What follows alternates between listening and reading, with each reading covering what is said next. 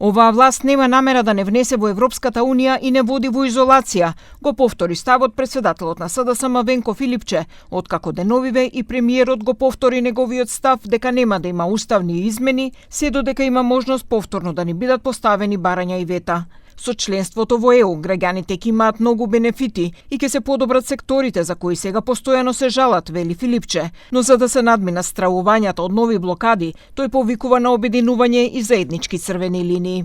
Да се обединиме и да кажеме зашто доколку понатамо во текот на преговори се соочиме со некои непринципиелни барања, тогаш ние имаме консензус дека за јазикот, идентитетот, културата, историјата не преговараме, тоа се заеднички црвени линии и тоа во повеќе ситуации. Секој од политичките партии го има потенцирано.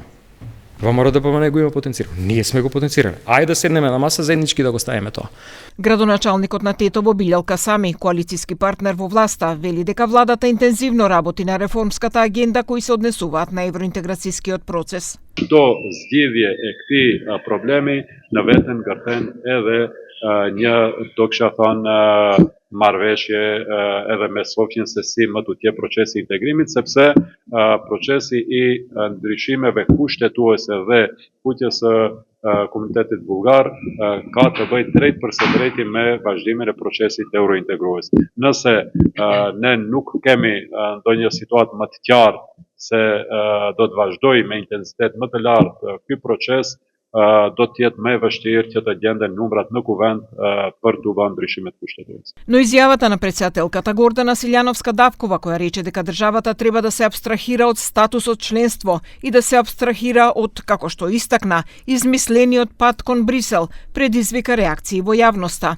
Заменик министерот за надворешни работи Зоран Димитриевски не сакаше да ја коментира изјавата, рече дека не разбрал што точно мислела претседателката Силјановска. Јас сепак не би ја толкувал председателката, не можам да разберам во каков контекст и што точно изјавила, иако читав медиуми, се разбира таа ќе треба да објасни што точно мислела, меѓутоа во секој случај ние остануваме цврсто определени кон евроинтеграциите, нема Македонија друг пат. Деновиве Институтот за демократија го објави истражувањето за евроинтеграциите, во кое беше нотирано дека расте поддршката на граѓаните за членство во Европската Унија, но од друга страна пак се поголем е бројот на испитаниците кои покажале дека се против усвојување на уставните измени.